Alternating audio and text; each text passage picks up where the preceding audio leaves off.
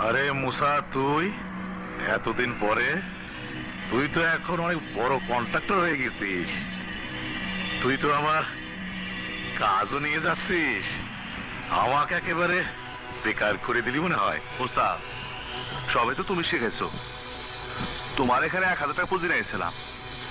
আমি তোমার সাইটে বালি সাপ্লাই দিতাম। সেই 1,000 টাকার পুঁজি থেকে আজ আমার অনেক টাকা হয়েছে। বালি সাপ্লাই দেওয়া থেকে আজ আমি অনেক বড় কন্ট্রাক্টর।